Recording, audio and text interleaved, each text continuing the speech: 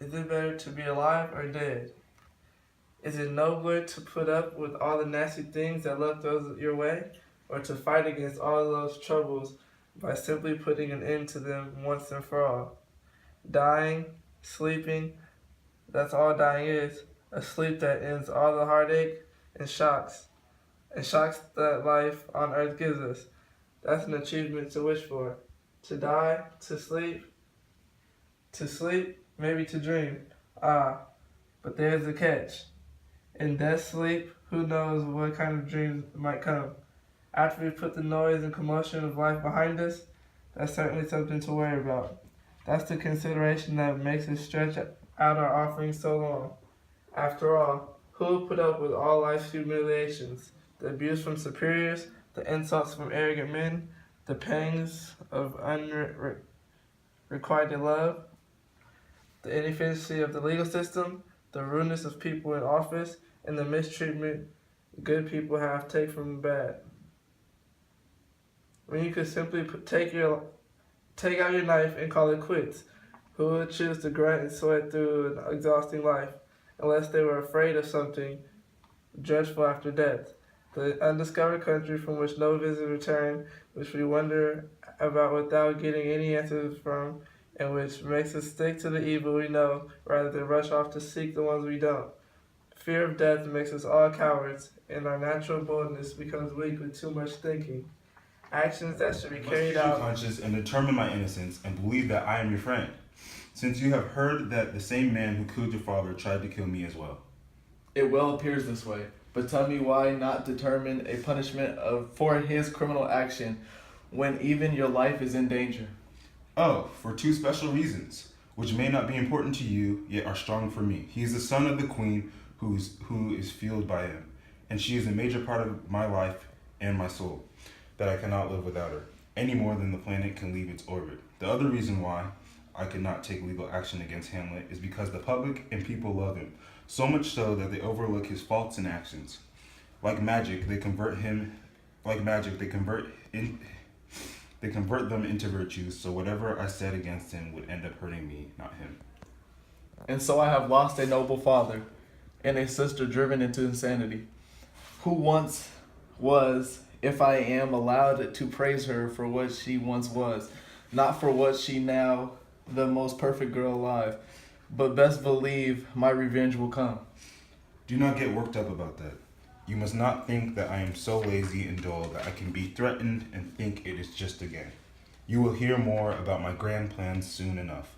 I loved your father, and we love ourselves, which should be enough to know that more is From Hamlet. This one's for your majesty, this one's for the queen. From Hamlet? Who brought them? Sailors, my lord, or that is what they said. I did not see them. Claudio gave them to me, and he got the letters from the one who brought them. Laertes, I want you to hear what these letters say. High and mighty one, you know I have been set down naked in your kingdom, you might say. Tomorrow I will beg permission to look into your kingly eyes, at which point I will apologize and tell you a story about how I came back to Denmark so suddenly and strangely. Do you recognize the handwriting? It is Hamlet's handwriting. Naked, he said, and in the P.S. he adds, alone. Can you help me out with this? I have no idea, my lord, but let him come. It warms my weary heart to think I will get the chance to look him in the eyes and say, you did this. If that is how you feel, Laertes, and why shouldn't you feel like this? Will you let me lead you and guide you? Yes, my lord, as long as you won't lead me to peace and let me get my revenge. Never. Just toward whatever will bring you peace. If he comes back to Denmark without plan to continue on his trip, then I will trick him into an undertaking, which I am planning right now. That is sure to take his life. When he dies, there will be no one to blame, and even his mom will call it an accident.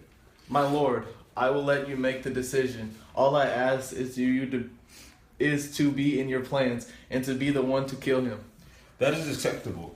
Since you have left, people have been talking about within an earshot of Hamlet. A certain quality of yours which they say you shine. All your talents and gifts did not make him more envious than this one quality did, though I think it is far from your best quality. And what quality might that be, my lord? A little ribbon on the cap of youth, yet an important one, too. since casual clothes suit young people as much as serious business suits maybe and overcoats the middle-aged. 2 months ago, I met a gentleman from Normandy. I have fought against the French and have seen how well they ride. But this man was a magician on the horse, so skillful that even seeing him ride with my own eyes, I could hardly believe the tricks he did. He was from Normandy, you said? Yes, he was from Normandy. I bet it was Lomad. Yes, that is who it was. I know him very well. He is a jewel of his homeland. He mentioned you to me. He talked about how great you are in fencing. He said it would be a miracle if someone could beat you. French fencers would not be good enough for you, he said, since they don't have the right moves or skills. Hamlet was jealous when he heard Lamond's report that he talked about nothing else but having you come over and play against him. Now the point is... What is the point? Laertes, did you love your father, or is your grief a mere portrait of sorrow? How could you ask this, Claudius? Not that I think you did not love your father, but I have seen it happen that as the days go by, time dampens the flame of love and revenge is not as strong.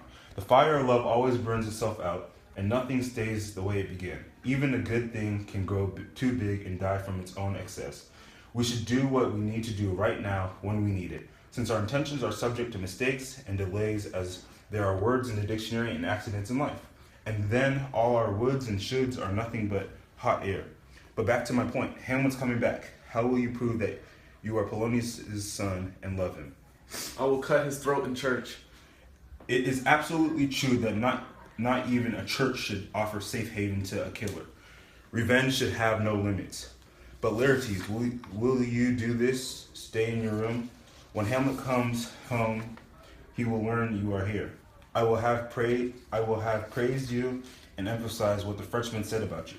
In short, we will get you together and place bets on you. Hamlet is so careless and unsuspecting, he will not examine the sword beforehand. So you can easily choose one with the sharpened point and in one blow avenge your father's death. I will do it, and I will put the poison on my sword as well.